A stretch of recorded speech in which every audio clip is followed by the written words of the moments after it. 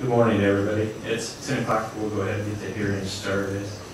My name is Luke Dotney. I'm with the State Treasurer's Office, and as the hearing officer for the State Appeal Board, I'll be conducting the meeting today. As a result of a petition submitted by the City of Cedar Rapids dated March 25th, 2015, and in accordance with Chapter 24 of the Iowa Code, a hearing was set and a notice of public hearing was issued. At this time, that hearing will now convene. Based on the authority granted in Chapter 24 of the Iowa Code, the State Appeal Board, a three-member body comprised of the Director of Management, David Reuter, State Treasurer, Michael Fitzgerald, and the Auditor of State, Mary Mosman, will ultimately decide the outcome of this meeting here today. The Appeal Board is represented today by a hearing panel of representatives from each of those three agencies. Again, I'm Luke Dotney. I'm with the State Treasurer's Office, and I'll have my two colleagues introduce themselves for the record. I'm Ted Nelson, the City Budget Person for the Department of Management. And I'm Michelle Meyer with the State Auditor's Office. Thank you. A petition filed with the State Appeal Board listed 10 objections to the fiscal 2016 budget for the City of Cedar Rapids. At this time, we'll have the petitioners identify your primary spokesperson for the hearing today, and please state your name and address for the record. And if we could have you come up to the microphone, just so at least we get our microphones recorded. If you want to just go there. You want my address too? Yeah, name and address just for our record right now. Hi, I'm Lisa Cazella. I live at 341 Carter Street, Northwest, here in Cedar Rapids. I'll be the primary spokesperson. Thank you. If you just want to hang up there for a minute, because you'll probably go first. Okay, let me get my... Yeah, that's fine. Yeah, gather stuff up and then you hang up there. And the City of Cedar Rapids, please identify your primary spokesperson for the hearing, your name, title, and address also. Good morning, my name is Jim Flitz. I'm the Cedar Rapids City Attorney. My address is 101 First Street, Southeast Cedar Rapids. Thank you. With me today is Casey Drew, the city's finance director, also the same address. Thank you. And we'll ask the petitioners, have you received copies of the opening statements and exhibits from the city? And city, have you also received copies of the petitioners' opening statements and exhibits? Yes, we have. Thank you. Just a quick little summary of how the hearing is going to be set up. This hearing today is just for basically fact-finding information. We're here to gather information to take back to the State Appeal Board. No decision will be made here today. It will be informal in nature, but we're going to keep it structured so we keep on time. We will exclude any evidence which is irrelevant, immaterial, or unduly repetitious, just to keep the meeting moving. The protest will last approximately an hour and 15 minutes. First, we'll have the petitioners present their appeal with a maximum of 15 minutes allotted. Then the petitioners, when they're finished, the city will make its opening remarks and rebuttal, and that will be approximately 15 minutes. The petitioners will then be given an opportunity for rebuttal, approximately 10 minutes. At the conclusion of opening statements and presentations, if there are any third-party interveners, but I don't think we had any this time, so that's not going to be applicable here today. And then we'll have comments from the audience. If you do have a comment, any public comment, we ask you to just come up and we'll try to limit it to 2 or 3 minutes. You'll state your name and address for the record. The hearing panel will try to hold off all their questions for the end, but they may intervene if we do have a question in between here, but we'll try to hold our questions for the end. We'll have a closing statement by the petitioners for 5 minutes, and then the city will also have 5 minutes to have their closing statements. We also like to read before we start, and this was in the materials also, but just kind of to set the meeting tone, we would like to read the burden of proof here today. The Iowa Code states in part, at all hearings, the burden of proof shall be upon the objectors with reference to any proposed item in the budget, which was in the budget of the previous year, and which the objectors propose should be reduced or excluded. the code continues, the burden shall be upon the certifying board or the levying board, as the case may be, to show that any new item in the budget or any increase in any item in the budget is necessary, reasonable, and in the interest of public welfare. This is normally where we begin the hearing, but we did want to address one thing. I got an email on Friday from the city with a motion to dismiss the protest. It was sent from the city attorney. So we're going to address that before we start the hearing quick. I will give the city 5 or 10 minutes to kind of address that motion. We'll give the petitioners 5 or 10 minutes to respond, and then we'll go ahead and start the regular hearing. So if you want to just respond to that motion to dismiss, then we'll proceed with the regular meeting. Thank you. As stated in the city's motion, there's a signature requirement that is necessary to vest this appeal board with the ability to make a decision in this case. It has to be, in this case, accompanied by at least 100 signatures of registered voters in the city of Cedar Rapids. The petition that was filed had 112 signatures. There were 11 that we were not able to determine were from registered voters in the city of Cedar Rapids. In addition, there were 2 more that we were also not able to confirm were registered voters, as set forth in our motion. There were 3 that were, in our view, not legible. The rules of the State Appeal Board require that the signatures and all materials submitted be legible. And in addition, the rules of the Appeal Board require the signatures to be accompanied by full mailing addresses. And in this case, there were 5 signatures that we identified that did not have full mailing addresses. They only listed Cedar Rapids as the address. So when you eliminate all of those signatures and avoiding duplication, our computation are that there's only 91 signatures that accompany this protest, and therefore we don't feel there's enough signatures to vest the appeal board with jurisdiction to consider the protest.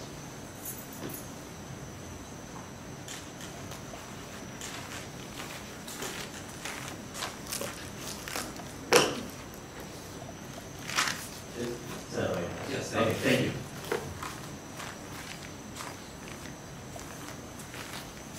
In response to their motion to dismiss, I'd like to turn to Iowa Code Chapter 24, Section 27.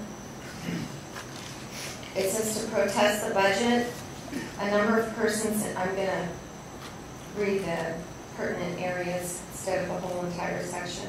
A number of persons in any municipality who are affected by any proposed budget, expenditure, or tax levy, or by any item thereof, may appeal from any decision of the certifying board. It does not say registered voters. Also, in the Iowa Administrative Code, Chapter 5, Section 5, Number 3, it says, for a city budget or amendment appeal, the protest must be signed by qualified electors equal in number to 1/4% of voters cast. I'll go on to say need not be more than 100 persons. So their motion to dismiss based on the requirement of registered voters, I feel is moot based on Iowa Code Chapter 24, Section 27, and Iowa Administrative Code for 543, Chapter 5, Section 5, Number 3. I'd also now like to address the full address. In the Iowa, Administrative Code,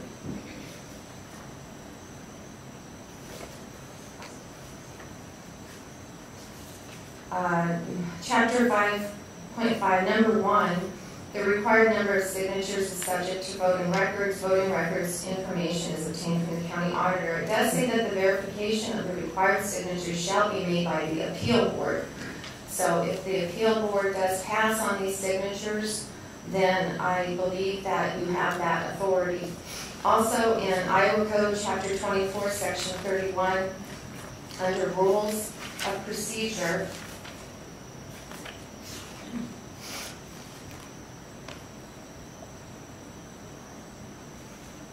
regarding the protest to the budget, the signatures need not be more than 100 persons. Oops, I'm sorry. Section 31. The manner in which objections shall be presented in the conduct of hearings and appeals shall be simple and informal, and in accordance with the rules prescribed by the State Board for promptly determining the merits of all objections so filed, whether or not such rules conform to technical rules of procedure. I believe the technicality here is unwarranted. The people want to hear, the people want to be able to be heard.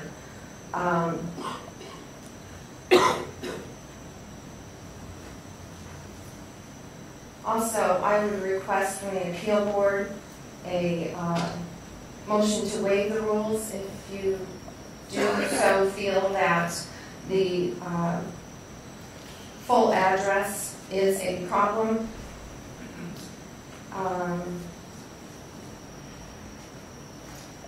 The city of Cedar Rapids has focused on the awards they received and the bonding rating.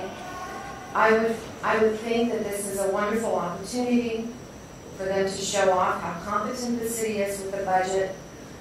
So why would one want to deny this opportunity to do so? The people's wishes to be heard on this matter, and it's in the people's best interest to move forward with the hearing. Thank you. Thank you. And I actually just had a quick question for the city.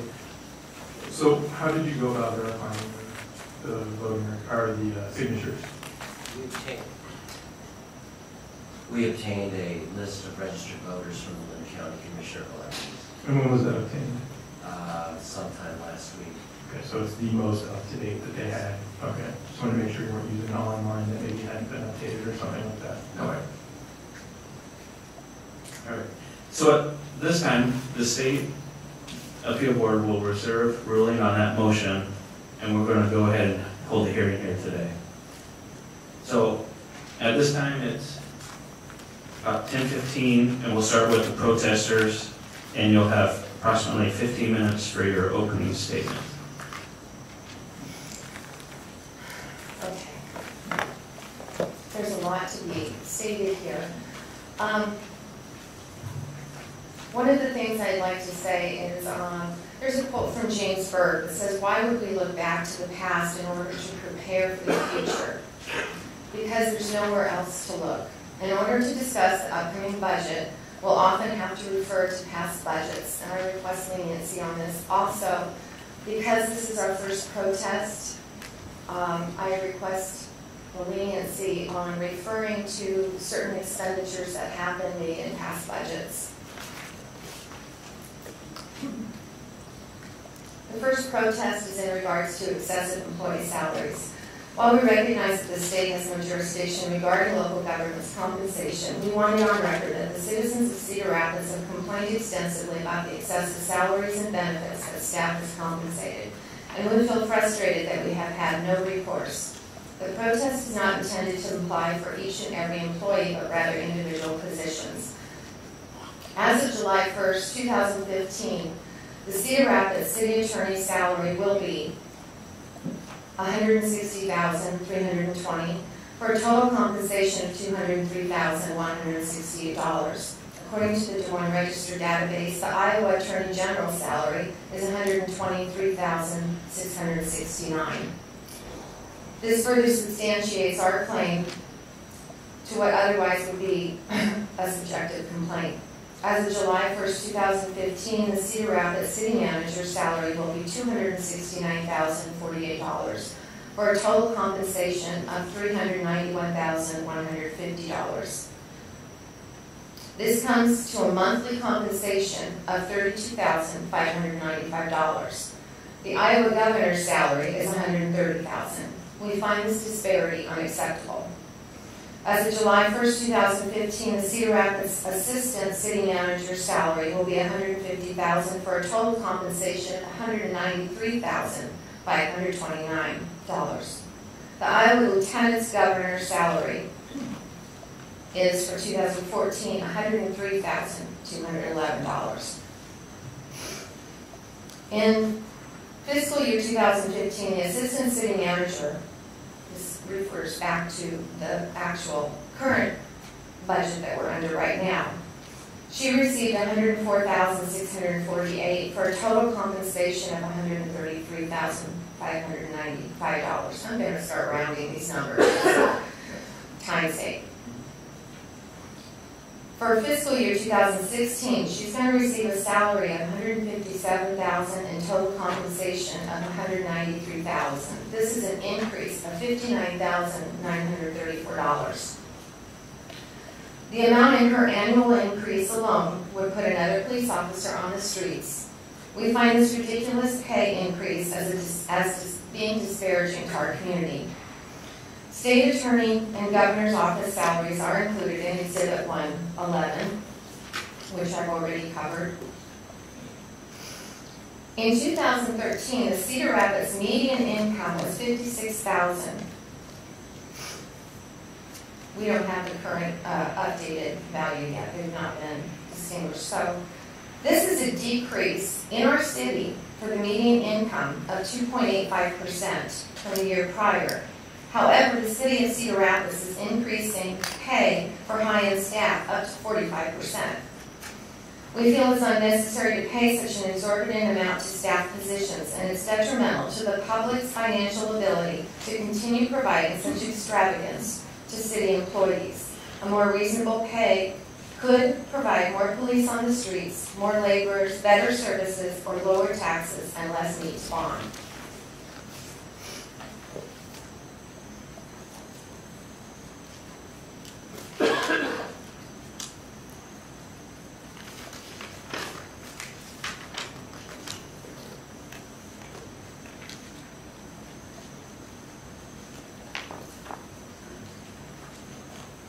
Okay, can't find it. But in the city budget, it says that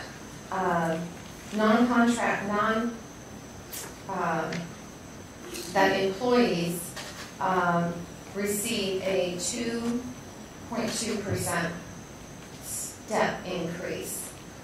And there are numerous salaries that show otherwise. The second issue is in regards to lobbyist funding. The city of Cedar Rapids retains lobbyists to assist with legislative issues. However, the petitioners think that the city's extensive use of lobbyists is not in the best interest of the public. At the present time, in the 2015 Iowa legislative session, there's a bill that would allow people the right to call the police for help without being penalized. This bill, House File 493, Right to Assistance, was initiated due to the Cedar Rapids Safe CR program. More details will come on that later. The bill came out of the House Judiciary Committee 19-0 and then went to the floor for debate on March 10th.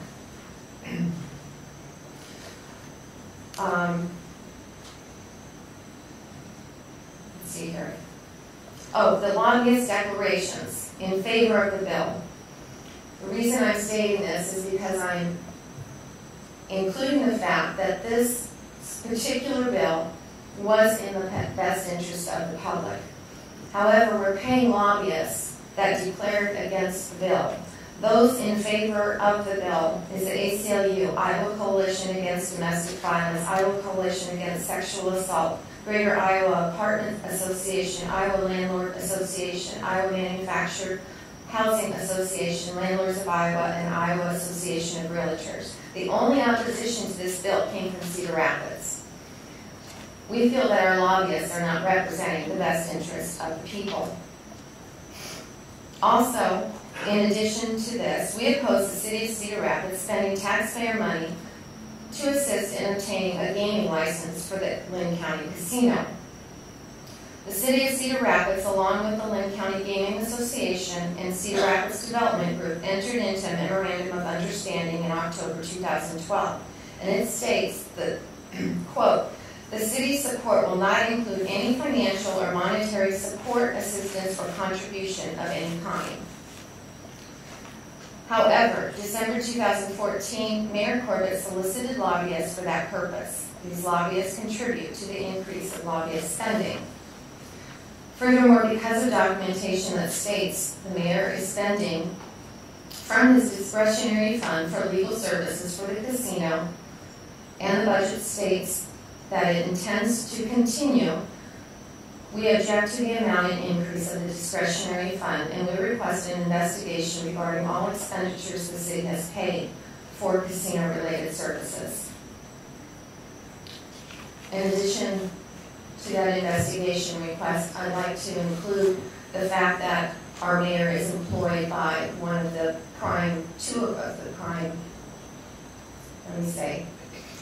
he is employed by CRST, and two of the head people of CRST are primary investors of the casino. We see this as a large conflict of interest. The utilities increase and the use out. We object to the city's increase of utility rates, especially because there appear to be only for residential users. Residential users are the only consumer that can't pass these costs on. Not contained in the budget is the city's plan to also increase franchise fees by another 1%. And we think the utilities increase coupled with the upcoming franchise fee increase creates a burden on already taxed citizens. Additionally, while rates increase, the city is proposing to decrease our services. This is referred to in the budget. I don't have that as an exhibit. I apologize, but I can get that. They're proposing to decrease our services by opting to have recycling picked up every other week rather than weekly. We feel that if we're paying more, that we should, at minimal, be entitled to the same services. We also object to the city contributing $500,000 of our utility service fees to the Economic Development Fund. Within this Economic Development Fund, they plan on hiring a full-time economic development position to be funded from this fund at a compensation of $104,000.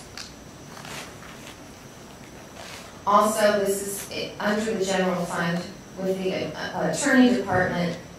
They say that they will continue to provide effective legal services to support key economic development and flood recovery projects, including the urban casino, again the casino was mentioned, and the CRST global headquarters. Again, CRST, who employs the mayor.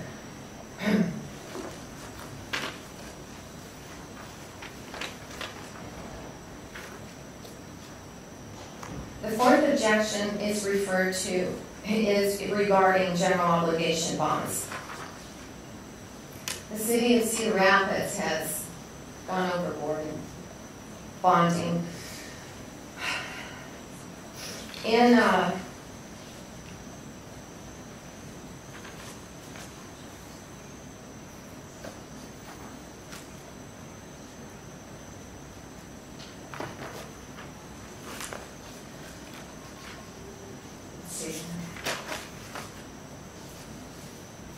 they're planning to bond $10 million to make up unpaid bills in regards to flood, unreimbursed bills. The city of Cedar Rapids has spent frivolously, including rubber stamping any change order that a contract wanted. One example is in regards to the demolition of the Sinclair property. The bid came in at $7.1 million. However, the council continued to approve spending over $21 million, including a change order that included nearly $1 million just for fill dirt. FEMA found this to be unacceptable and won't reimburse the city the full amount. When flood victims were provided more assistance than the government viewed as necessary, the government made them pay it back. We believe the city should do the same with D.W. Zinsser, who was a contractor for that project. The estimated amount of non-reimbursables for the Sinclair project is $9.3 million. If they were to pay this back, this would eliminate the need to put taxpayers into more debt on top of the money the council already overspent. However, according to page 451 of the fiscal year 2016 budget, the $10 million bond is stated to be used for a placeholder for timing of projects. Since there's no assignment of projects to this $10 million, it sounds more like a slush fund, just in case we want it. In addition, according to a financial report dated January 16, 2015, the city has found ways to address the flood deficit, and therefore no bond is necessary. what they propose, where I hope I have this in here.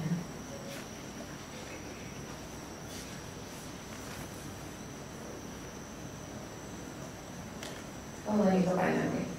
What they propose is half of that funding debt that we owe to Sinclair. Here it is. It shows flood fund deficits for Sinclair of $9.2 million. It says 50% will be funded with the Growth Reinvestment Initiative. This was a program that was set up back in 2012.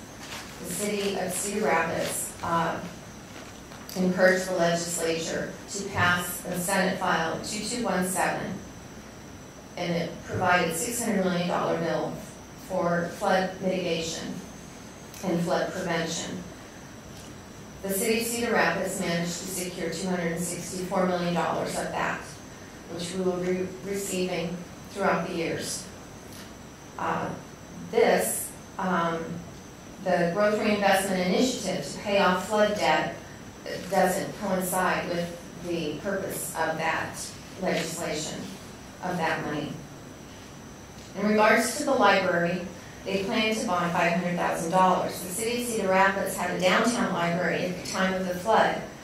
Taking advantage of the influx of disaster funds, the city has now 2 fully stocked libraries. Many petitioners have been overly concerned at the excessive spending regarding the library. In January 2015 alone, the city purchased over $20,000 in books and DVDs and $10,000 in readers. This is a regular expenditure every month. Pages and pages of books and materials are purchased. This is coming out of FEMA. Some of us have attempted to piece together the extensive costs, but getting a summary of expenses from the city is very costly, since they charge 25 cents a page, even though there's no materials spent and they're just scanning. Lisa, you're down to a couple minutes. Oh, wow, Yeah. okay. Can we ask you a favor? Can you touch on the lost before your time is allotted? Sure, The lost and the road use sections. Yeah. okay, okay.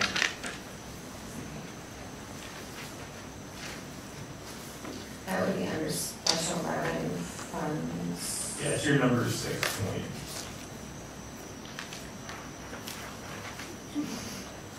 Okay. This tax was approved in November 2013 because the city media told that it's all for fixing roads.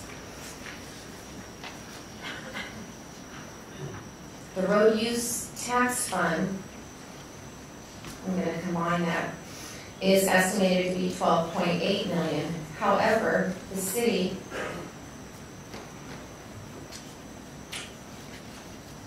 is using that road use tax fund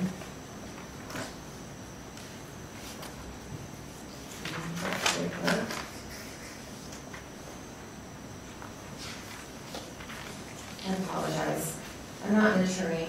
Well, just take a second to kind of throw you off course here. I'm making you correct over to the special revenue section, so just take a minute to kind of get organized. The road use tax fund has an increase of $1.3 million from the last fiscal year.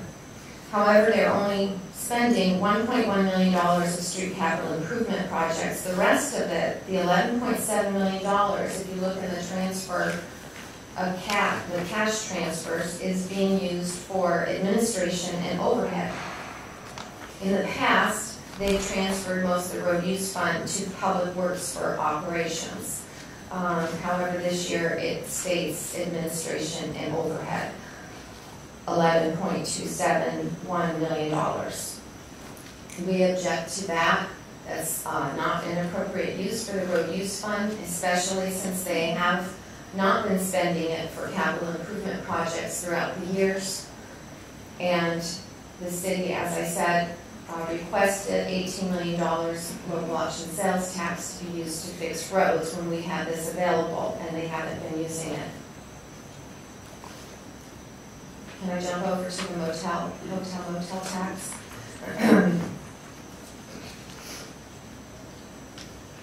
The hotel motel tax, we're receiving approximately $3 million.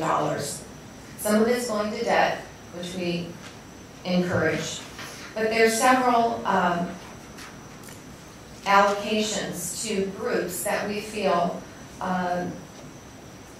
shouldn't be receiving this money or should be receiving less. The Cedar Rapids Museum of Art is receiving $41,500. The reason we object to that is the excessive salaries that these nonprofits are receiving. The executive director for the Museum of Art is getting $112,000 plus $10,000 in benefits.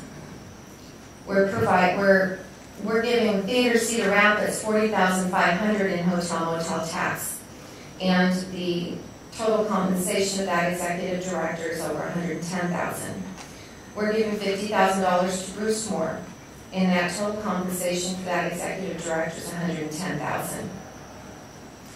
To the Cedar Rapids Metro Economic Alliance, we're giving $29,000. The CEO and president receives over $240,000 per year, and the executive vice president $170,000 a year.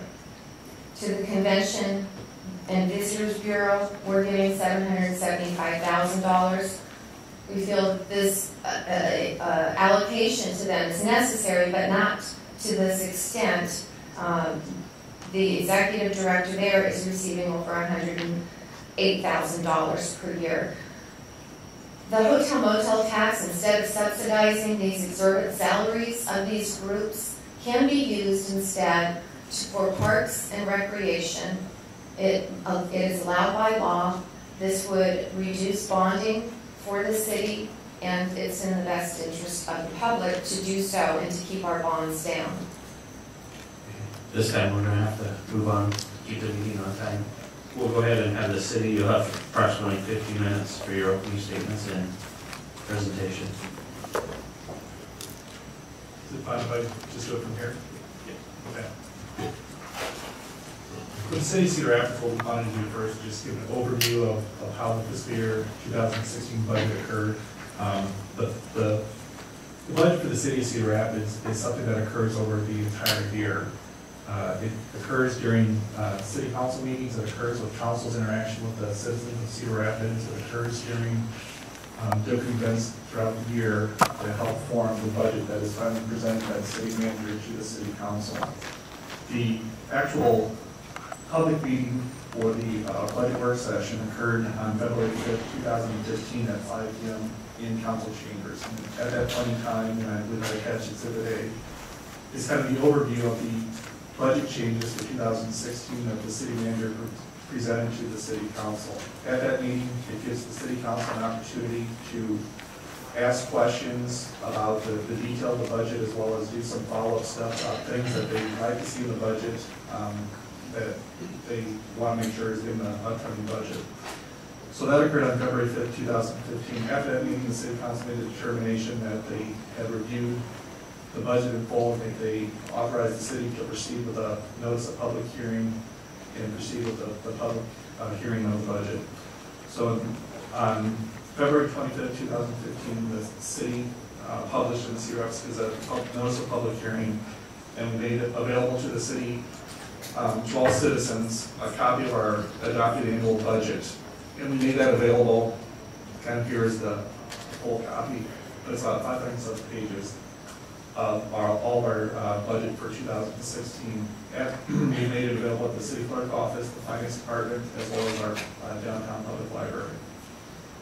On March 12th at 7 p.m., the city held its public hearing on the fiscal year 2016 budget. After that presentation, there was an opportunity for public comment. There was 3 people who spoke that objected to the budget. The city did receive no written objections at that time. And then at that meeting, the city council adopted the budget, approved it through a city council resolution. The following day, which was Friday, March 13th, the city submitted its download of the budget to the Department of Management, as well as submitted all of its documentation to the Lynn County Auditor's Office to comply with the March 15th deadline.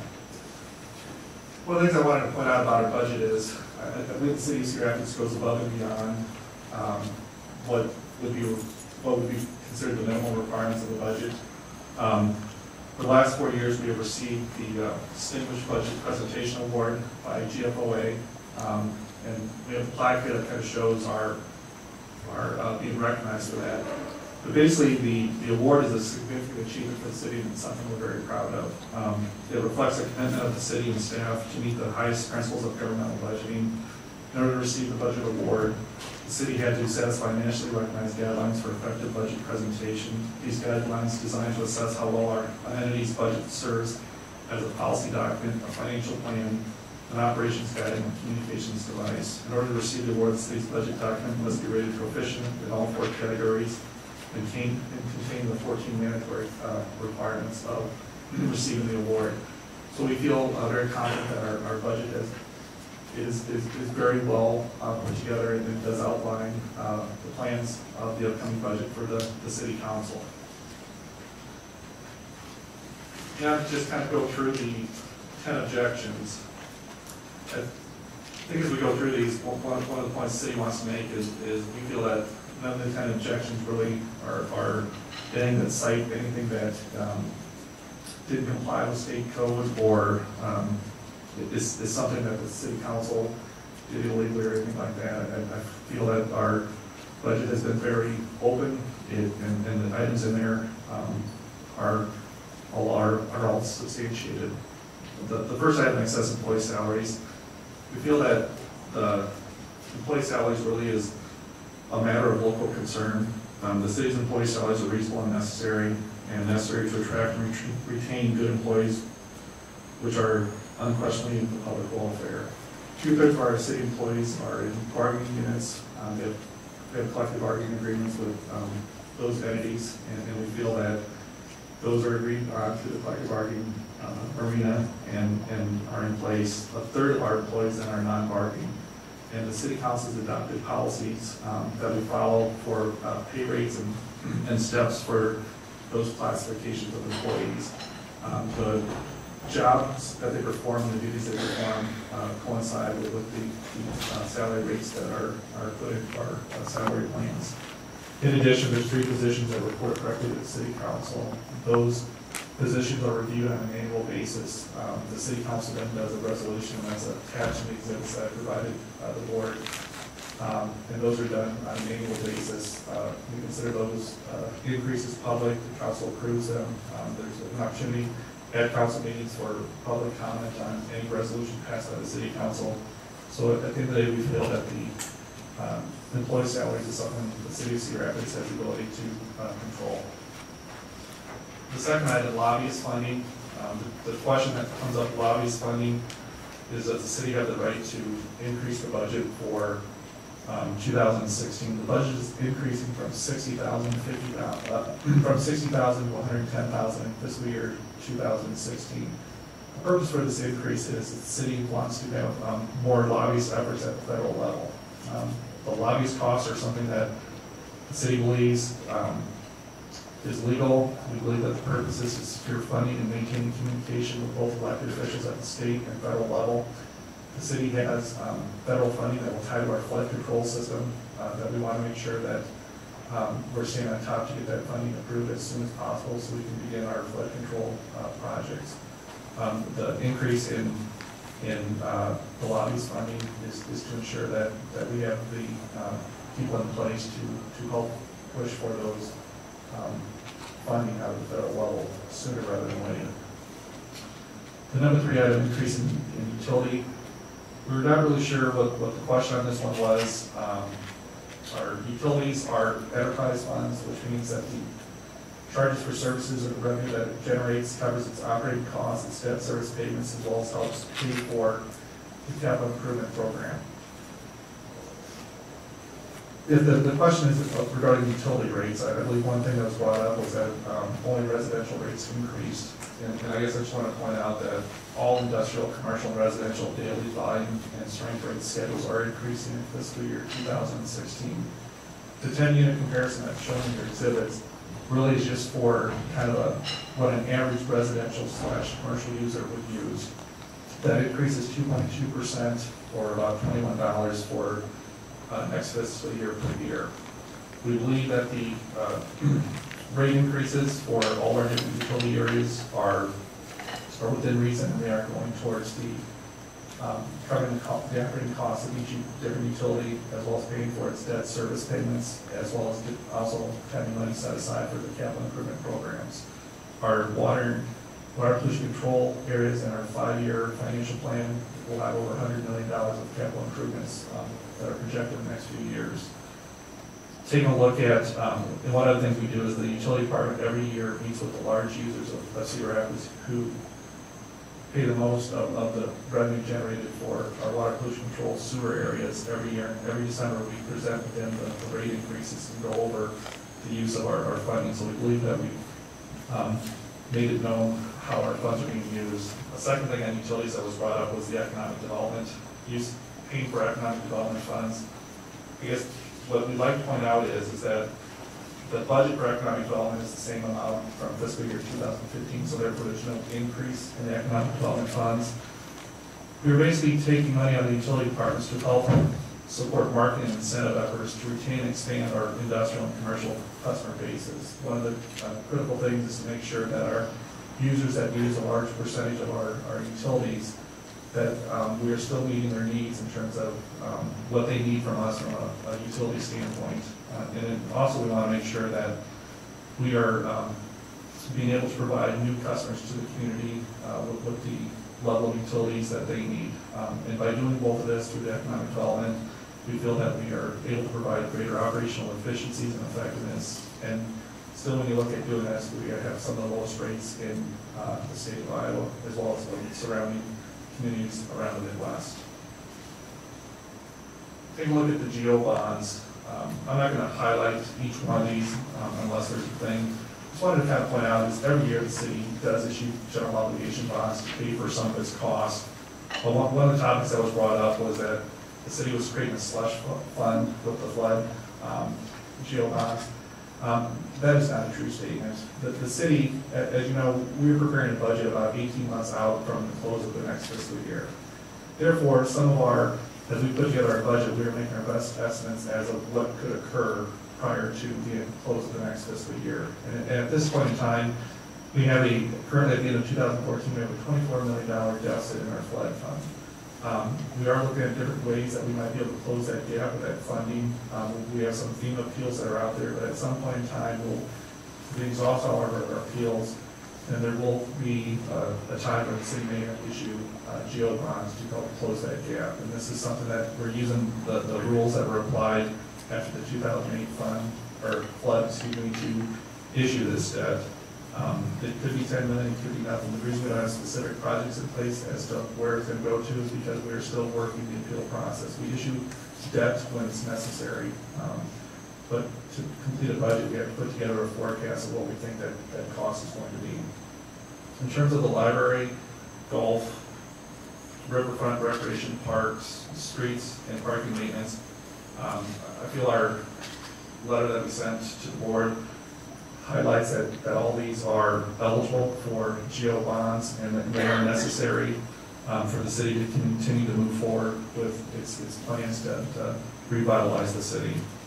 All these are budgeted expenditures, are reasonable, necessary, and do meet the best interests of the public.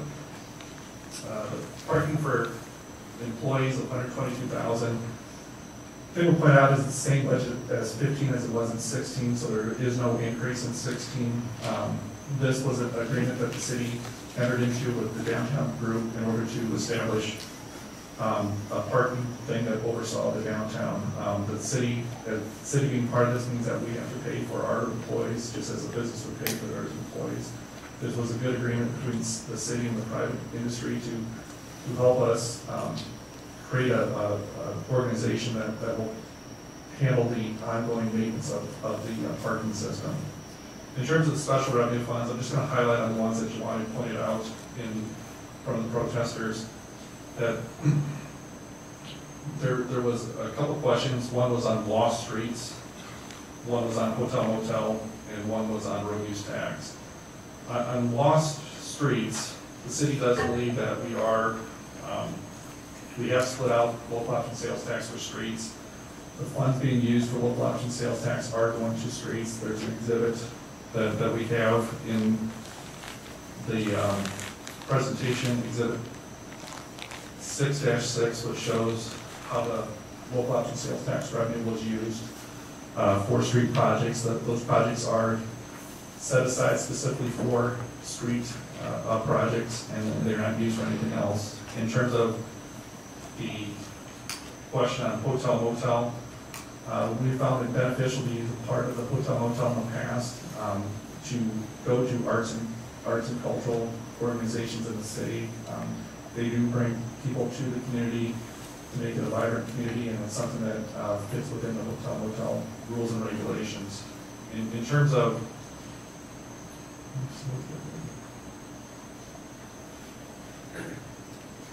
road use tax, I just want to clarify something. The road use tax that goes to the general fund covers the things such as snow removal, street cleaning, street maintenance. It's the direct cost for maintaining our streets. The code section for road use tax, we feel, applies to that. We are using $1.1 million of the road use tax to go into capital improvement programs, but it's not being used to fund miscellaneous overhead or things of that nature. It's stuff that is directly tied into snow removal, street cleaning, and street maintenance. The other appeal, Safe CR, we believe that the protest there is more of a question of policy, not really anything to do with the budget. In terms of the objection to real estate and traffic cameras, we feel that the response on real estate and traffic cameras, that those are items that are in the budget and have been identified clearly in the budget. In terms of the traffic cameras, the budget hasn't changed from fiscal year 2015 to 2016. There was a question about a detailed listing of federal grants. We feel that's really not a budget protest question in terms of identifying the detail. And then the last objection was the continuance of single/multifamily new construction. We believe that this is not a proper budget protest. These programs do not have property giveaways, but are programs created by the Iowa Department of Economic Development, which requires significant private investment by a developer. In exchange for this significant investment, specific performance requirements secured by the development agreement, the city may provide excess city-owned property to keep the end purchase price or rental price affordable to an income-qualified occupant. One of the things the city lost after the flood was a lot of affordable housing, and these programs have helped us replenish that stock over the past 5 to 6 years.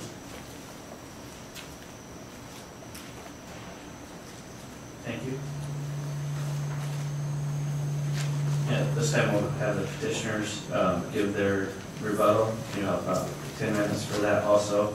And then after that, we'll go to public, any public comment. And just remember, if you do choose to come up, state your name and address for the record. I'd like to read something here that I wrote in my opening statement. We, the protesters, wanted to be publicly known that this appeal to the board in protest of the city's fiscal year 2016 budget is not to be construed as accusations toward the city that anything within the budget is illegal. We also acknowledge that some protested issues may be outside of the scope in which the appeal board can take action. However, those items are so extreme that we choose to include them within the protest.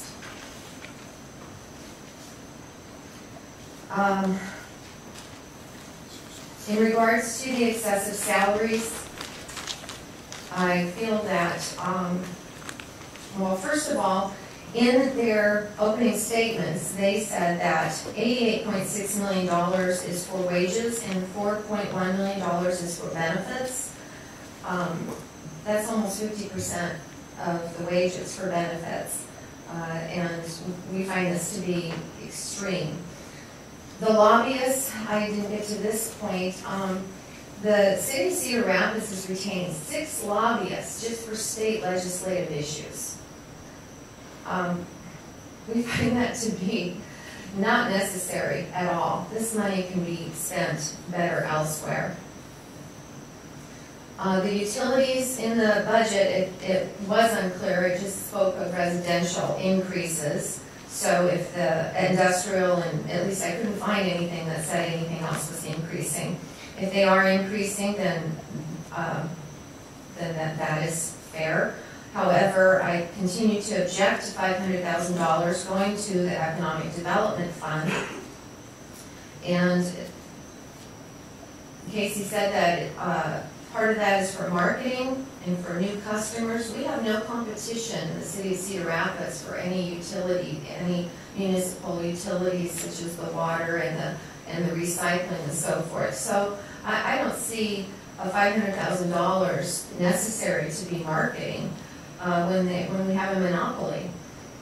The general obligation bonds in the 2015 fiscal year budget, they outlined $10 million for flood to be bonded, planned to be bonded, and it states for unfunded flood expenses. The parking, the city of Cedar Rapids owns the ramps, and we have an agreement with, I can't remember the name of it, the downtown management, used to be the downtown, well, anyway, the parking is publicly owned. In the agreement with this downtown management group that manages our parking, they do have exemptions for certain parking, and we don't see any reason why that they don't exempt those certain parking spaces rather than us paying that business $122,000 for parking for the employees. Besides, I can go back to the employees' excessive salaries. Having their parking paid for, of course, is yet another benefit. Someone else that will be speaking on this ACR program, it does have to do with the budget. There's a lot of expenses within the budget. A few years ago, they hired 5 new employees just for that program. The traffic cameras, Casey said that it's identified clearly in the budget. There's no mention at all in the budget in regards to the traffic cameras. The real estate, in terms of the real estate, I have spent numerous hours and emails, and I have all of that documented if you want me to submit that, begging the city manager for an outline of the, well, actually for the city of Cedar Rapids to include in the agenda and in the minutes the amount that we are receiving for these property sales. They will not do so. We have no accounting of what we're receiving.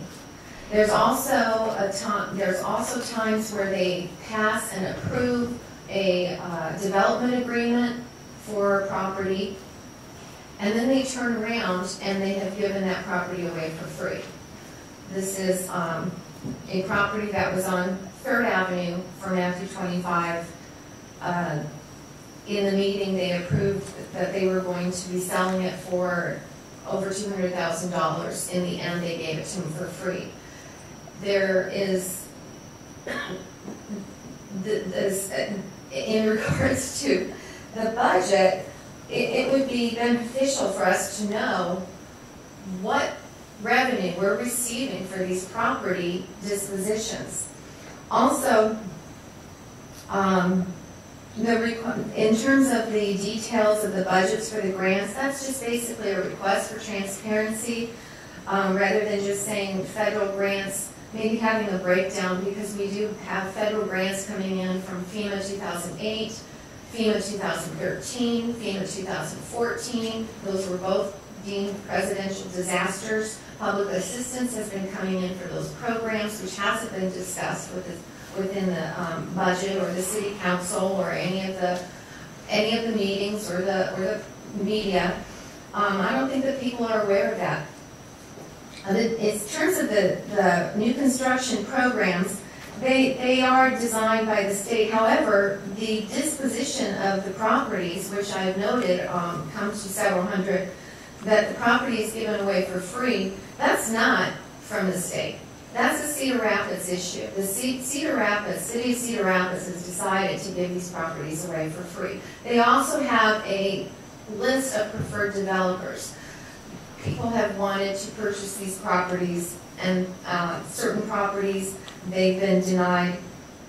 And these property dispositions, again, in terms of the new construction, the money spent in the budget for the new construction programs are not advantageous to the city. I, for one, know for a fact that our property values have been dropping individually, not collectively as a whole, but has been a lot of difficulty with people selling their homes because we're going up against, because of the surplus of new homes, and also because we are competing with the city providing 25% down payment assistance to non-flood victims. This is coming from our disaster funds. So a home selling for $150,000, the city is granting them $37,500 in a 5-year receiving loan. I don't see where that is in the budget. And just to let you know, there is a lot of discrimination and favoritism in the city of Cedar Rapids. The flood victims, I just want to point out, although this isn't a budget issue, we're capped at $25,000 for that down payment assistance. And we were the flood-affected individuals. The non-flooded people are allowed 25%. I'd like to also state something else in terms of the golf bonding. The city's really big on user fees, except when it comes to things like golf. And I'd also like to reiterate, too, that in terms of the parks and recreational bonds that they're proposing, again, I'd like to reiterate, those can be funded with our hotel motel tax. The city is choosing not to, and instead they're subsidizing some of these groups that, as I've shown, have an extremely high salaries. But the golf, in terms of the golf, and they want to bond $144,000 for that, I find that either increasing the user fees or decreasing the salaries. Again, a lot of this goes back to the salaries that could be funding an awful lot of programs in the city. They didn't raise, even after the 2008 flood, they did not raise the golf user fees until 2011, I believe it was, or 12. So when everyone else was paying more, they kept that at a continuous rate. It does state, the city does state that they, let's see if I can find it here real quick.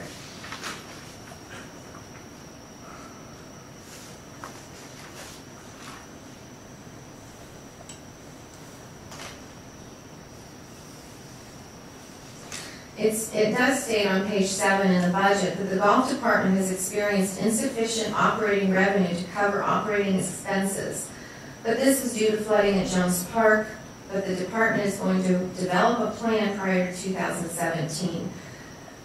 How about keeping us out of debt and having the golf department fund itself? It is an enterprise fund which is supposed to be self-sustaining. Thank you. Thank you. At this time, we'll open it up to any public comments. Try to limit your comments to 2 or 3 minutes.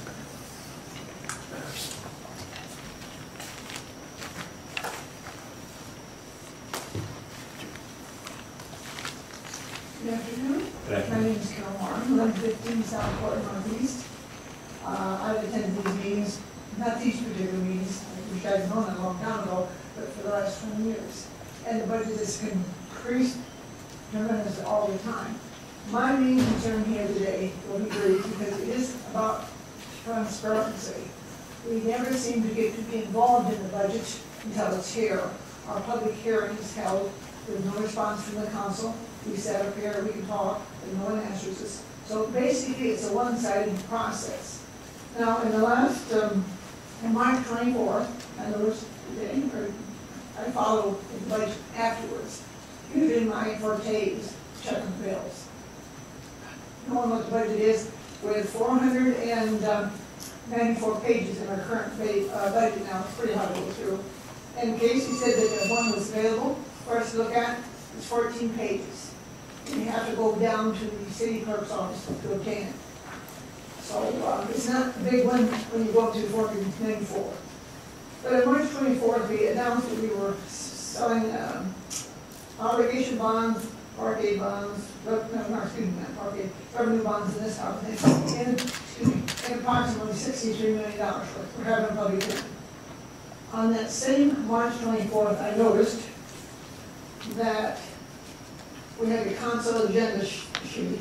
And by the way, all these are announced on a consent agenda. The public does not hear about it from the podium. It either has to have a separate,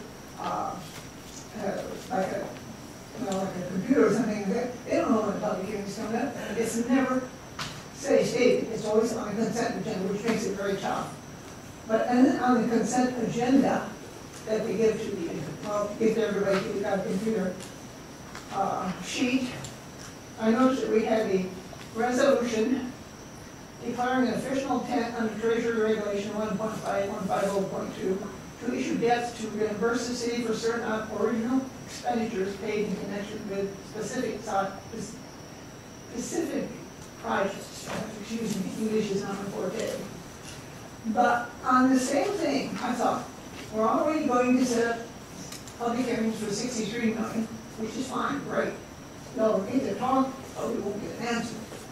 And then on this other agenda item, I looked it up in the computer, and on it, it has Series 2016 resolution of reimbursement projects that they're going to bond sometimes in this year of 2016.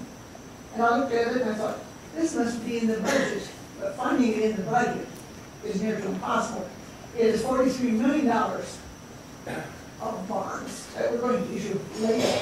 And I don't know if we're going to have a public hearing or not, but there's a couple on there, ADA compliance projects, $4,875,000, park projects, forestry projects, police projects, and they're all in the 50s, $86 million, $86,000. We have one here for water pollution control projects for $7 million. Now, I would have thought we'd put that in a revenue or something bonds rather than this particular bonds. Parking projects, golf projects, and then the flood, of course, is included in here, so it must be in the budget somewhere. I don't know, of $10 million. And then reimbursement projects, and they state that there's something that we may have borrowed or we haven't paid or whatever, because I don't know what debt with them. So, to me, the biggest problem with our budget is that we never know what's in it, and it's not that's vocabulary at all. The public's process in it, which for 20 years I've been processed with public budgets, is little to none. We have no input, we have no say, basically, and from the citizens of Cedar Rapids, it's not in their best interest to just go from 200, when I first started, which was going to take me, it was 130 million, the budget was, and I thought it was really big. Now, it's 600 million, 620 million, and that, to me, is excessive, given what I find after the budget. That's another matter, which you probably relate to the state for me, but I just like to thank you folks for coming down and listening to us, even though some of the people will not attend council meetings because they do not get responded to. It's very hard. And I'm afraid that if more people don't, we will be in debt next 2 or 3 years beyond hope, because we're going to debt fund is going to really accelerate. So thank you so much for listening. Thank you.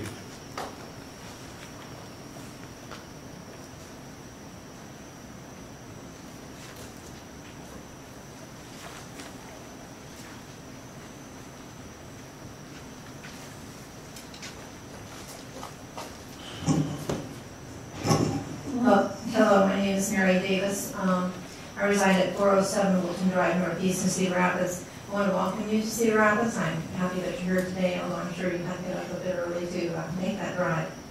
I appreciate the fact that you're here today to hear this first ever, as far as I'm understanding, budget appeal.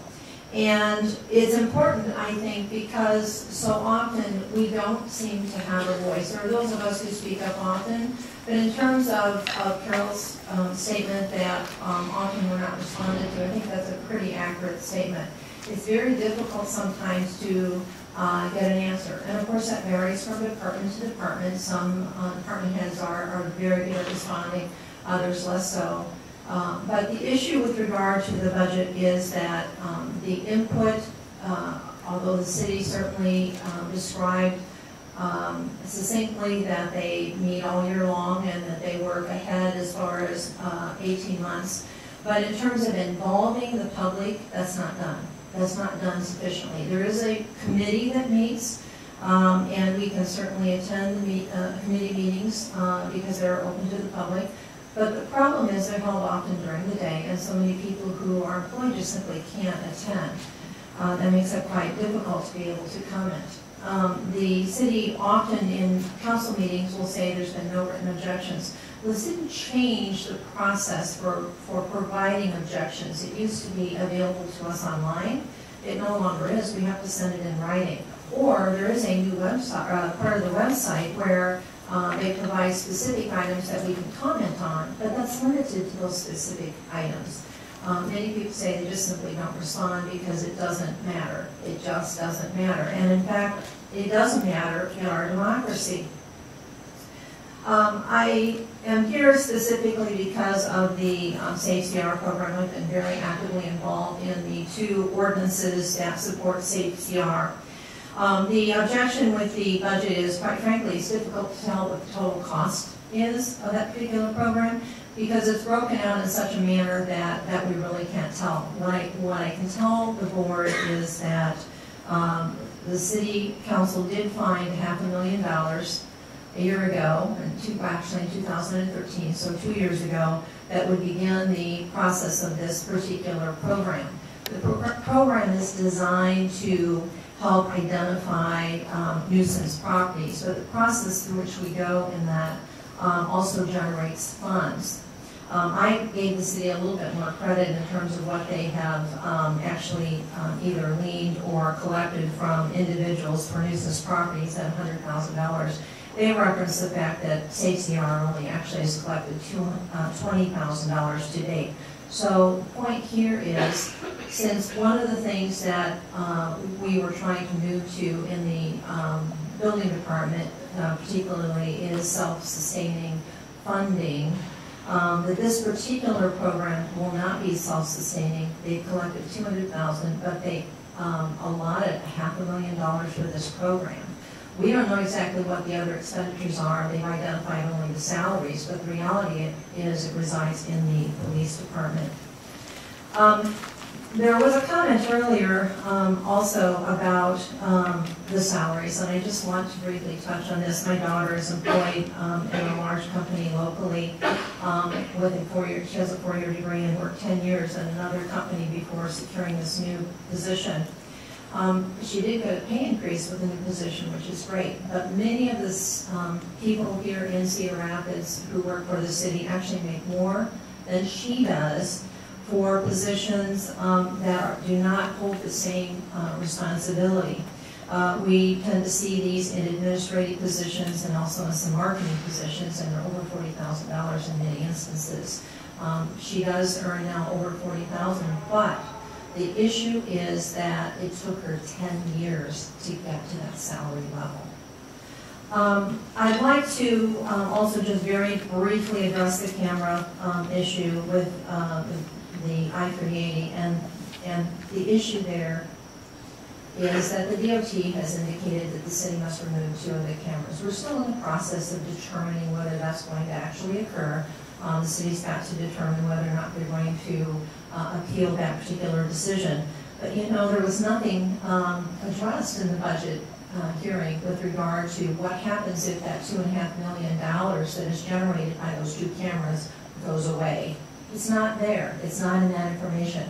I've collected a lot of Gazette newspaper articles that identify many of the issues that were identified in the public protests, and I will be providing that to you under separate cover. We have time to provide that, and I will be doing so.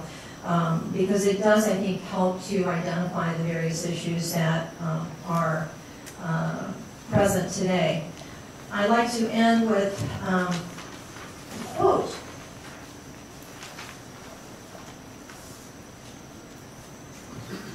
There comes a time when one must take a position that is neither safe, nor politic, nor popular, but he must take it because conscience tells him it is right. Martin Luther King. That's what we're doing here today. Thank you. Thank you very much.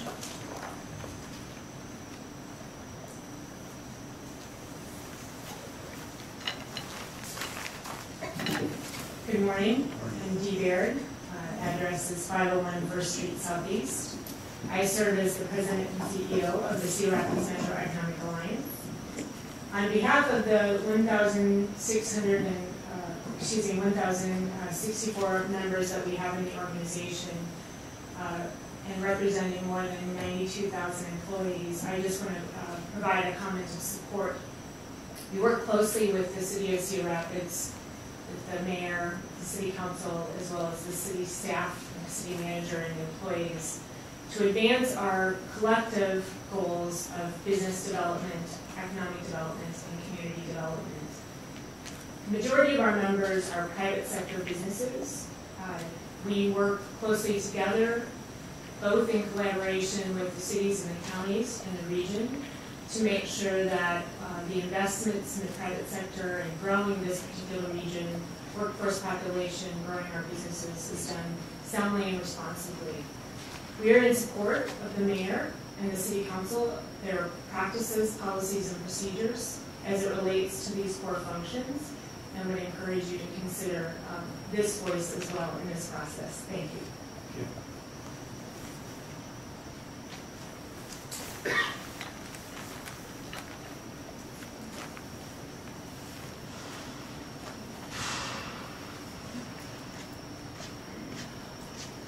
Good morning, gentlemen.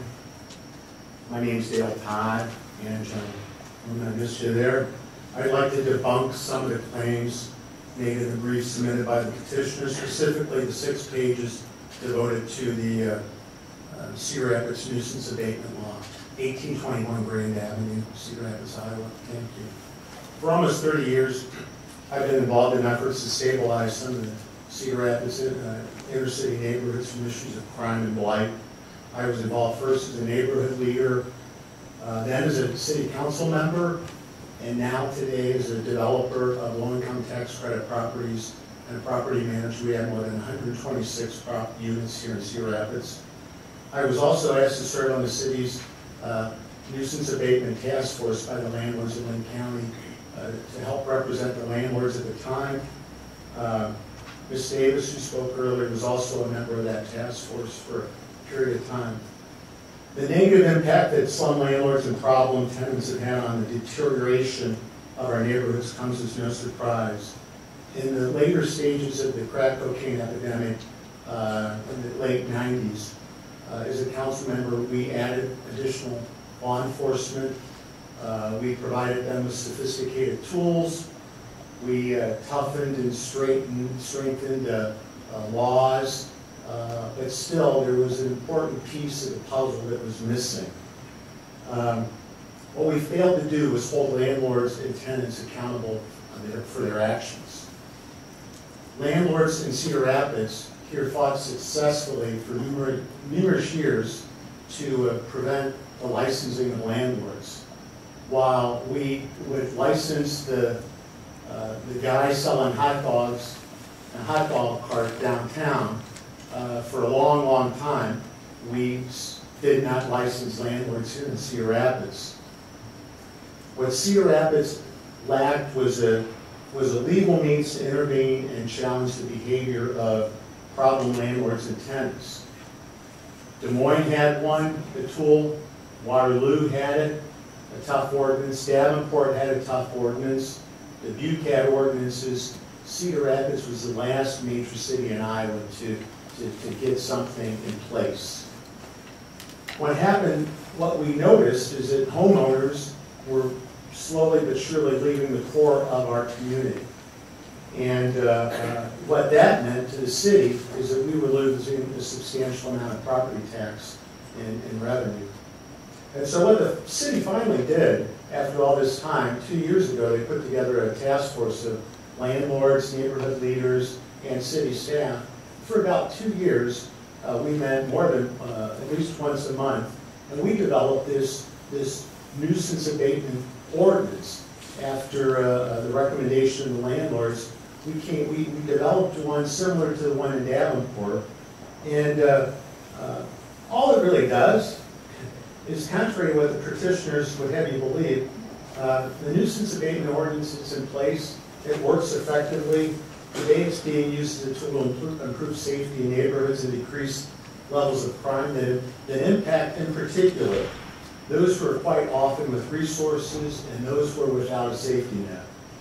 I mean, what I don't get is what is so bad about doing that? What is so bad about holding landlords and tenants accountable for the actions they have on their neighbors and on their tenants, on other tenants? I mean, shouldn't the city have the ability, this is what government does, shouldn't the city have the ability to take a license from a landlord who rents a substandard property, who subjects tenants to bed bug infestations, fire code violations? In the brief, petitioners go on to criticize the Safe CR program for its personnel costs and staff. When I look at these costs, there does not seem to be anything to me that's out of line. But even if there was, I would say spend what you need. Our inner city neighborhoods have been neglected far too long in this community, and any funding spent here is an investment in the future of our community through a stabilization of these neighborhoods. Preventing crime and blight makes sense from an economic perspective and is doing what is right for the city in its long-term interest.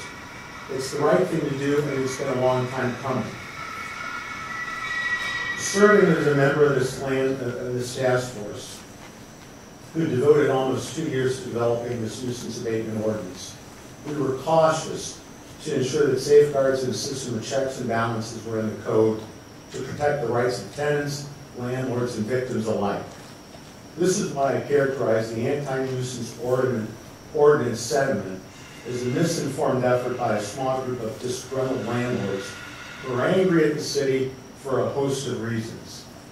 If they're seriously concerned about protecting the rights of domestic abuse victims and preventing acts of violence in neighborhoods, then they need to focus on the true roots of crime. And what I've really heard today here is just in the protest is basically a protest about the work of government. I mean, the things that you're hearing today, these are things that we have government in place to do. And if government doesn't do them, who's going to do them? And so the ability of cities to implement ordinances that hold landlords accountable for the actions of problematic tenants on the overall quality of life in neighborhoods is a critical piece of a comprehensive neighborhood revitalization strategy. Thank you for coming to Cedar Rapids, where our community will be better the next time you visit because of the nuisance abatement ordinance and because of the hard work of the people on the front lines in enforcing that ordinance. Thank you.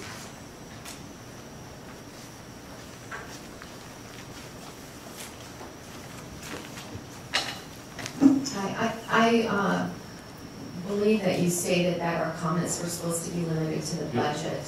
And this is in a public forum they can. Oh, okay. Then Mary Davis would like to come back up and discuss that program then. She was trying to be respectful in the request to have it limited to the budget. I would like to say that this Safe CR program is not about overgrown grass, and it's not just about landlords. This program is oppressive to every individual in this city. What it does, Chapter 22A, they call it nuisance properties. Everybody's perception of a nuisance property is junked cars in the driveway and that sort of thing. This is not about that. And that's why the House File 493 was proposed to allow the people to call the police without retribution. And this code does just that. A nuisance property, this is not just the core neighborhoods, this is not just about overgrown grass. It states that a property shall be deemed nuisance property upon determination of the nuisance property abatement coordinator, that any one or more of the following subsections is true with respect to the property. Now they have 3 tiers. This is the first tier. One or more of the following founded nuisance activities have occurred on the property or within 1,000 feet of the property within a period of 12 consecutive months, whether committed by an interested party or permittees of an interested party. Kidnapping is one of them. Burglary, robbery, sex abuse, intimidation with a dangerous weapon. This is not the property owner doing the crime. If I were to call the police because my home is being burglarized, my property would be deemed a nuisance. Under this ordinance, under the Safe CR program, every subsequent phone call to the police after that within a period of a year, I would be charged for. This is insane. This violates our ability to call the police and request help. This is a nuisance property list that was released in February. There are over 80 owner-occupied homes that were deemed a nuisance. Some of the reasons that were deemed a nuisance were arson, robbery, burglary, a kidnapping. Somebody called because they were afraid, and I haven't talked to the owner, I know where they live. Maybe they thought that their child had been stolen. That property is now deemed a nuisance. This is not just about drugs. This is not just about overgrown grass. This is about being able to seek the police. And the issue here is, too, this is very advantageous to the criminal. Because if they know we're afraid to call the police because of retribution, that opens it up for them. Because it's actually reinforcement to the criminal. Calls will decrease, and therefore they're proving their reduction in crime because the calls are being decreased, because people are afraid to call. Mary Louise. Is there anything, prior to you coming up, is there anything new anybody else has before? Yeah. We're trying to stay on time-wise, too. Mary, if I can ask, do you have anything new to add to what Lisa said, or is it going to be a reiteration? Actually, yes, a clarification, I think. Okay, give that quick clarification. I appreciate Dale coming up and discussing the task force that he and I both participated in. You know, the goal was to try to identify, when we set up the task force, the goal was to try to put together ordinances that landlords could live with, that the police could live with, that the city council could live with, that the neighborhoods could live with. What we got instead was something far, far different. And I would like to just simply say that I will provide to you the information with regard to the particular ordinance information on nuisances, because I think you will see that simply because there may have been a crime occurring on the property doesn't necessarily make that property a nuisance. I think it's kind of in the eye of the beholder, if you will. And so often what we've seen, and the arguments that we had with regard to House File 493, is that individuals, for example, who may be subject to domestic violence, we had concerns they would not call. Maybe a neighbor would call, but they wouldn't call because they would fear for their housing, because people have lost their housing over this. And that is a problem. It is not what we necessarily wanted to see occur. I think that everybody's goal is to have safe neighborhoods. I don't think any of us have, in the meeting ever said, in any of the meetings we had, that, oh yeah, we only want certain neighborhoods to be safe. I want all neighborhoods to be safe. I want to be able to drive through the city just like anyone else wants to drive through the city and be safe in that process. And you know, Since the implementation of Safe CR, we went from 3 murders in 1 year to 8. So I can't necessarily say that the program is working. That's what the city would have you believe. That's what they want the public to believe. But the spin that's put on this program, the actualities of how the program operates are much, much different. And I'll provide some additional information along with the articles that help to describe this in more detail. Thank you for your time.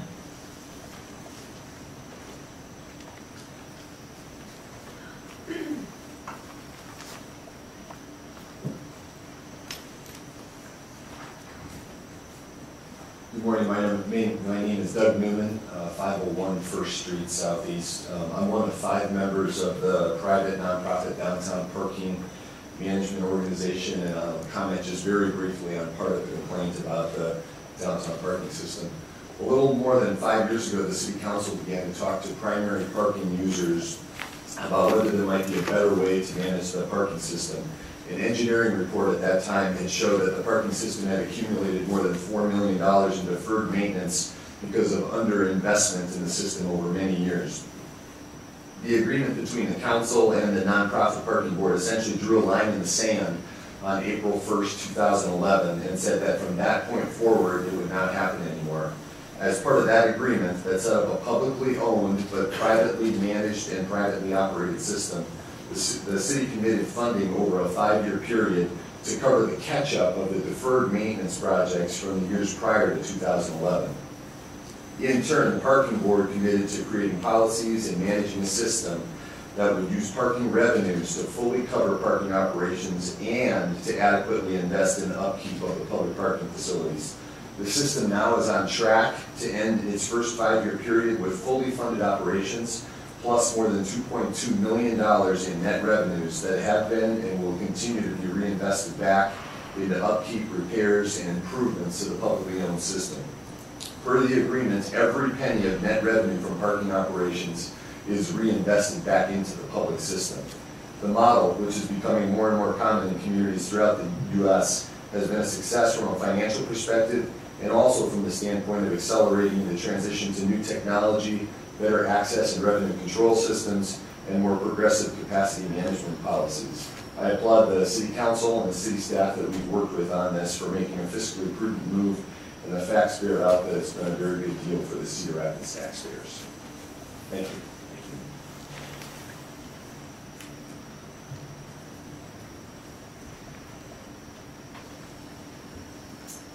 Hello, I'm Yearly Fowler. I'm President and CEO of the Cedar Rapids Area Convention and Visitors Bureau.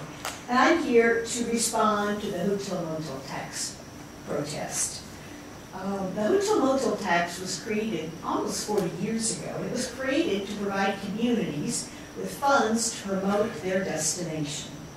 And over these 40 years, 50% of that funds in Cedar Rapids has gone to just that.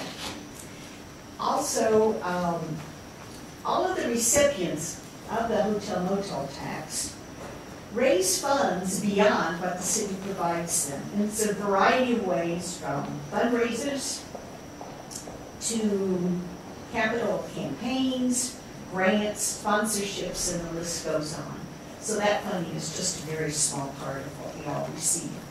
And as with the city policy, salaries for these organizations, again, recipients of hotel motel tax, are well in line with what it takes to have professional knowledge and experience to run and operate these organizations, programs, and events. The arts and cultural organizations strive to offer incredible experiences not only to our local residents, but to our visitors. And again, always additional funds are needed for them to have the resources for operations, maintenance of their facilities, and programming. The Convention Visitors Bureau is no exception in all of that. It requires us to take the hotel motel tax deemed to us to promote Cedar Rapids to visitors from all over the country and the world. We use those monies to market and promote what Cedar Rapids has to offer. But it's especially important for us to have resources in that way to make us competitive with other communities throughout the state of Iowa as communities across the country. So again, that part of the request or the protest, I think is very inaccurate, and the funds are very well allocated and promoted in the ways they need to be. And I again support the city and their efforts into how they allocate those funds. Thank you.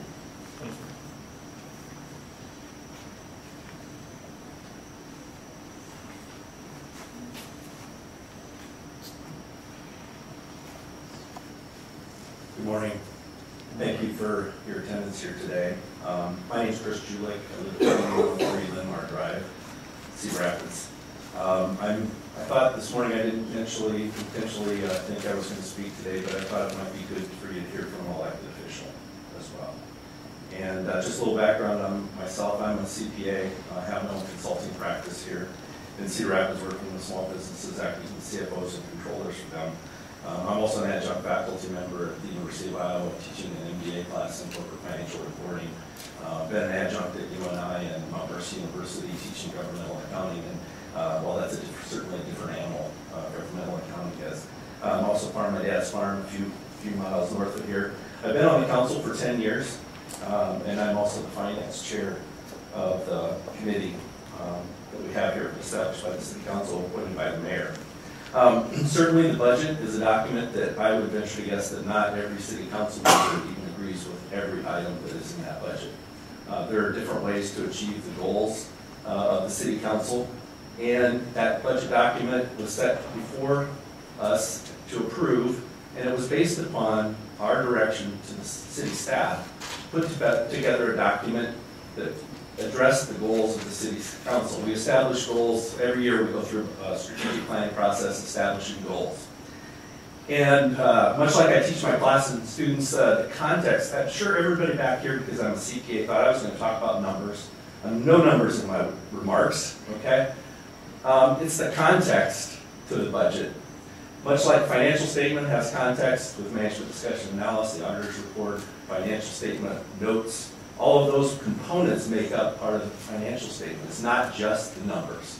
And you have loads of numbers in front of you with the budget document you have. So I wanted to provide you some context because I didn't see it necessarily in any of the information that was provided to you.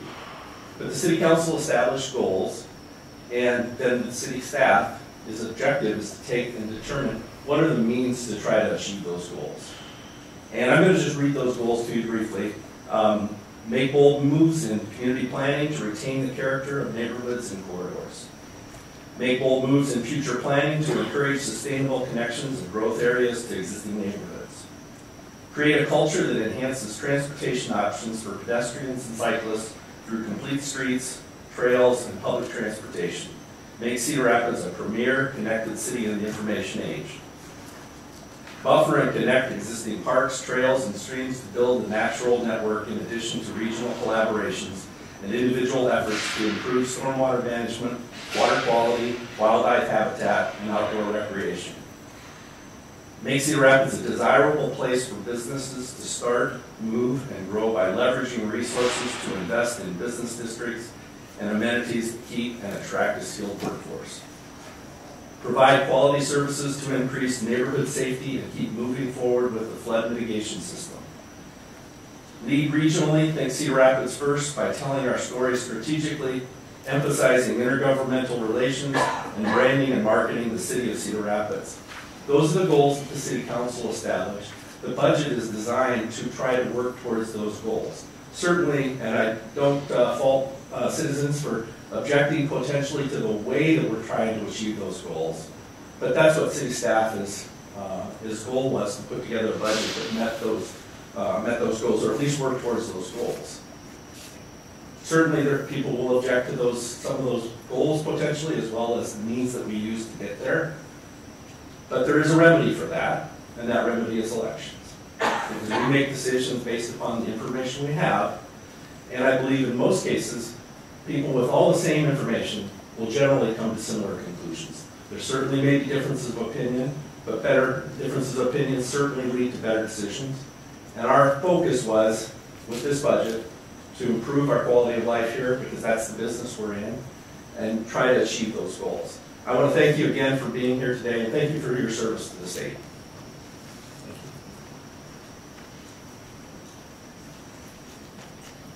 At this time, we'll go ahead and have questions from the hearing panel. I do have a question. Can you hear me? I do have a question for the city. One of the items that was brought up and also noted in your budget was the $500,000 transfer from your utilities to your general fund or to a fund for economic development. And usually with utilities, amounts transferred out of a utility fund has to be identified as surplus monies. Did you consider this as part of your operating expenses, or did you identify this as surplus? It has been identified as surplus. Just to follow up with that, just overall, this year that you were considering bonding and raising rates, how did you bring that into the determination for the surplus funding? Or to identify that as surplus? Surplus is what we maintain 25% cash balances of our operating for our enterprises. And so it was the amount above that. Thank you. Do you, on a related question to that, were there any working papers or anything like that that would support the surplus calculation? Yeah. As defined in 545.25? Yes, we just identified. Okay. Did you have more questions? Okay. Apparently I'm the nose of the elevator, which makes sense. I had a couple of quick questions on the $50,000 increase for lobbying fees, since that was an increase, as you stated, over last year. Could you kind of give an example as to why this $50,000 was sought, particularly this year versus last year versus the year before versus next year? The increase from in 2015, we used $60,000. So most of our costs were related to the state lobbyist efforts. Right. With the city trying to secure funding from the federal government related to our flood control system, we made a determination earlier this year that we needed to step up our efforts at the federal level to help push forward the approval of those funds. $50,000 that the increase is what we feel at this point in time is going to probably be our cost to secure the federal lobbyist work that we're going to want done. So I'm going to go ahead and put words all in your mouth. Feel free to change them. So basically you're stating that this is going to be a yearly fee from here on out? It's something. Well, it might not be the same amount. Every budget item is reviewed on an annual basis. You know, when you go through it, you determine was it effective, did it meet our criteria. And we adjust our budgets for all departments to go through that process every budget cycle. And there was nothing special about FY16. It was just kind of when the council decided to start doing this. It was obviously, I mean, flood has been an issue since 2008, so this isn't kind of a surprise. But I was just trying to zero in more on why FY16 versus any other year. Yes, the water bill Okay. would have been approved, but we haven't secured the actual funding itself. Okay, that makes sense. With the increases that you had to, I saw, and I want to make sure I'm doing this correctly, I tend to do this stuff late at night, so it could be off. Water, it looked like it was a 1% increase in rates. Stormwater was 2.4 and sanitary sewer was 3.5, just sound about accurate. Yeah. Do you have any readily available information on how you came to those particular percentages for the increase, or would that be available? I'm not going to put you on the spot here because I know that's a complex cash flow usually. Is that something you could provide both to the citizens and to us? Yeah. Okay. You had, looking at, I believe it was Exhibit 6.6, I think is where you outlined your road use expenditures, or your roads expenditures that came from lost monies. The expenditures I saw there, I'm not 100% sure. Oh, I just thought it up. It is Exhibit 6.6. It says actual expenditures, and as you know, in our world, that generally means past year versus next year or current year. Is that the case here, that these are past year, or are these actuals as Live to date as of? This is to date. This is Right. year to date for current year. Yes. Okay, so you're expecting to expend more than I think it was like 7.9 million. Correct. The Law Street started we started collecting July 1st of 2014. Right. And so we've begun to spend money. So that 6.6 is the item that shows what has been spent to date. One of the claims was that we haven't spent Right. anything. So we're just showing that. So this is your FY15 expenditure year to date. Do you also have one of these that outlines your projected expenditures for the 18 million coming over in FY16? Of the streets, yes. Yeah, and could you provide that as well? Yeah. The budget itself didn't seem to have, or at least I didn't find it, granted it's a 500-page document, I could have missed it. It didn't have a statement of your expenditure purpose that was authorized through referendum for the loss. Is that something also that you could provide so that we can see that these are justifiable expenditures under your allowable purpose statement?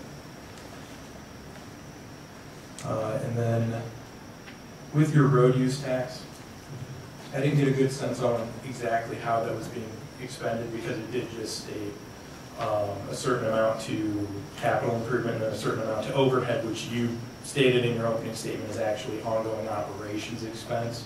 Is there a part of the budget where that's broken out a little bit more clearly than just stating, you know, CIP overhead, just so that everyone can see what those expenditures are? We can break that out. Okay, that would be great.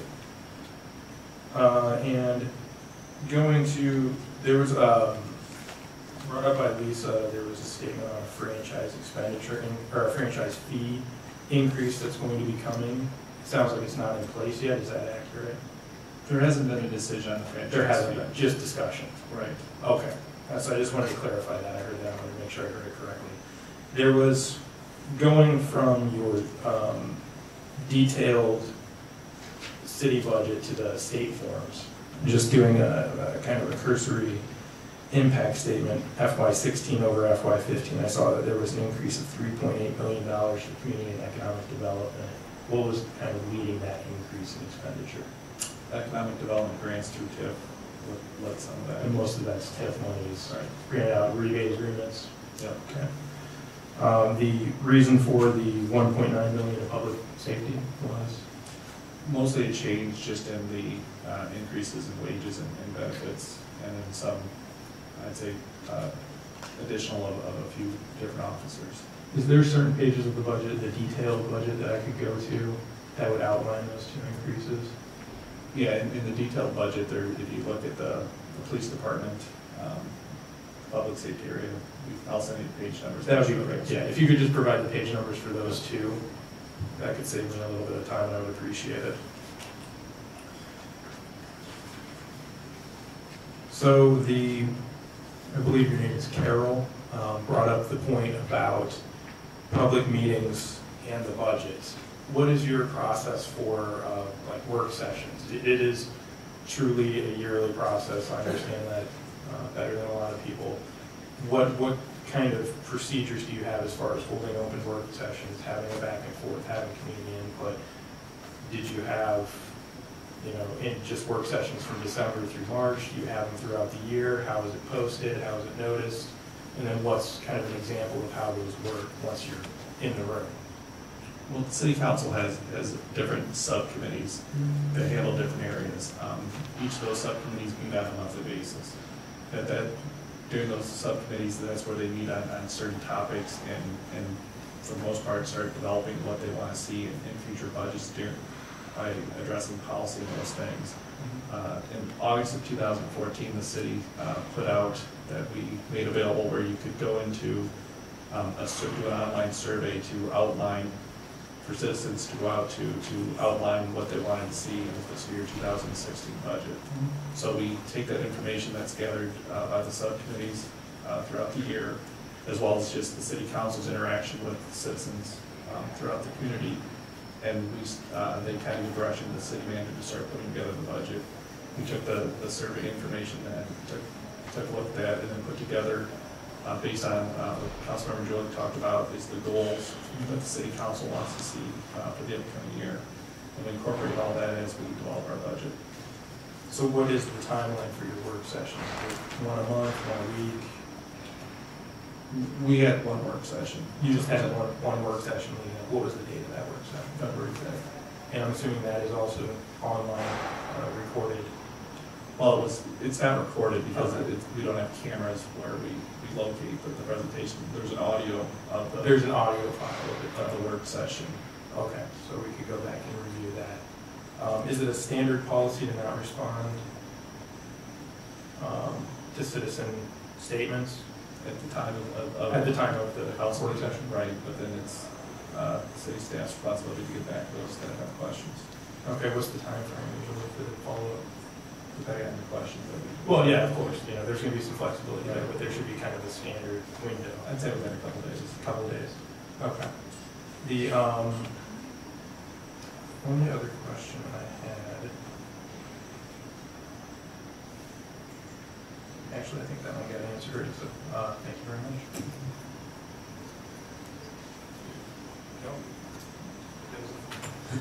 All right, at this time, we'll go ahead and start the closing comments, and then I just have a couple house cleaning items at the end. So petitioners, you'll have 5 minutes to state your closing statements, and then the city will also have their 5 minutes, and then a couple house cleaning items, and then we'll close the hearing.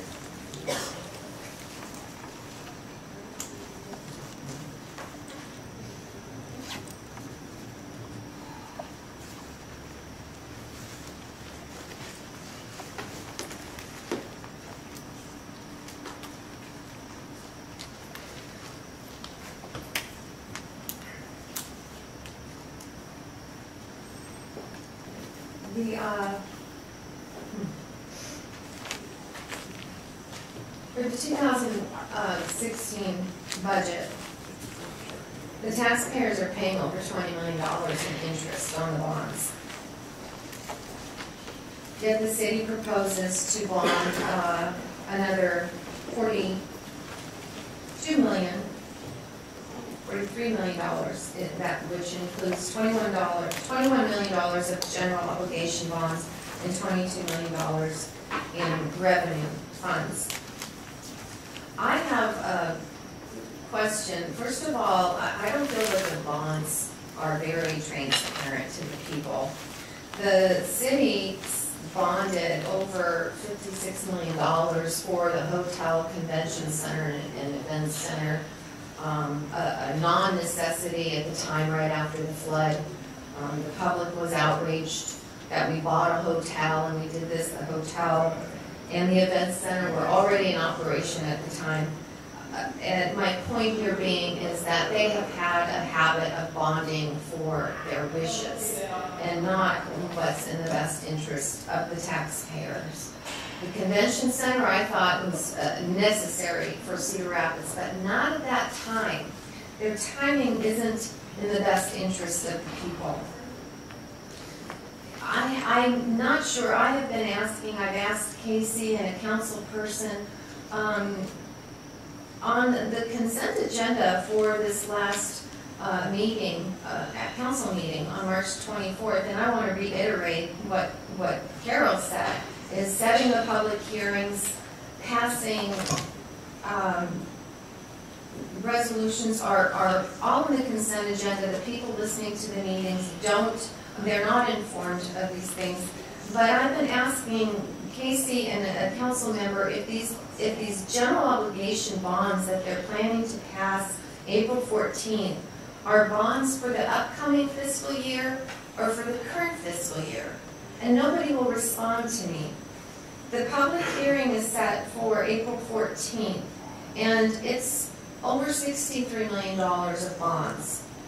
42.5 of general obligation and 21 million for revenue bonds.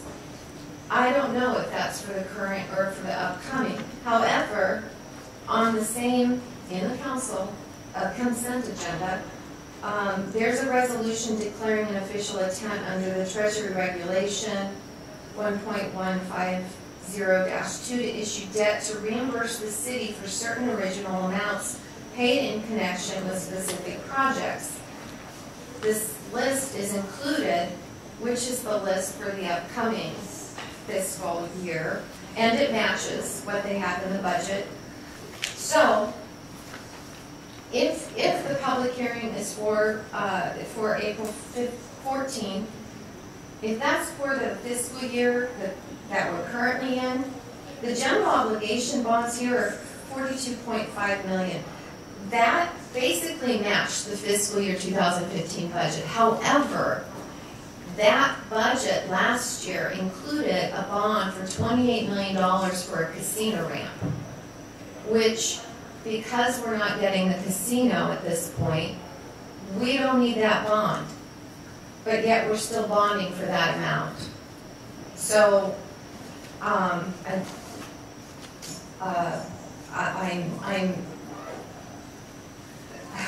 don't understand this. So, the hotel motel tax, I'd like to again reiterate that those funds can be used for recreation, parks, and culture, which do benefit the public and would prevent the city from having to bond. This could include something like their artistic statue that they want in Green Square Park, $250,000. The county supervisors approved spending our county taxes for that.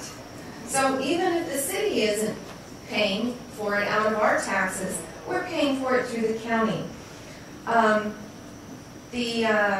Let's see, the lost money. The actual expenditures that are provided in the exhibit show $8 million of actual expenditures. However, we're in April of 2015, and we have spent $8 million, whereas to date would be an estimate of $13.5 million. I'm not saying that you're not going to spend the rest of that, or it's not going to carry over or anything. But many of these projects, and I didn't say that they're not going to streets, but they're going to street projects that have been on the back burner for years, sometimes 10 years. And this is what the people are upset about. We voted that in to fix our roads, and they're doing projects that aren't fixing our roads. Chris mentioned our goal, the city council goal.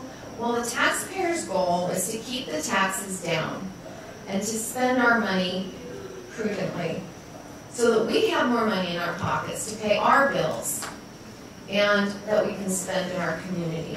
Thank you for coming here to listen to us. I think it's exciting that we have this opportunity. I appreciate that. Thank you.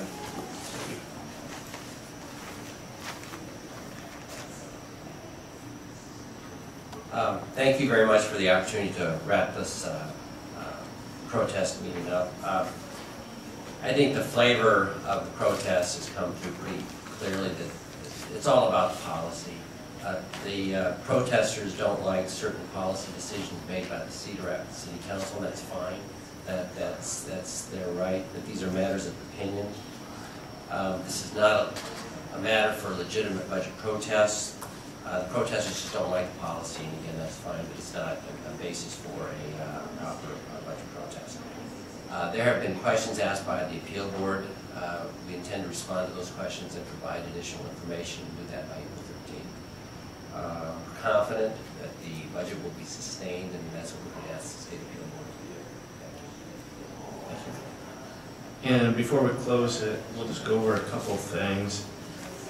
Between now and, as the attorney mentioned, April 13th at noon, either side, the petitioners or the city can, and they will provide the information that Ted requested, that you can provide any information, any more information that you deem necessary for this hearing to Ted.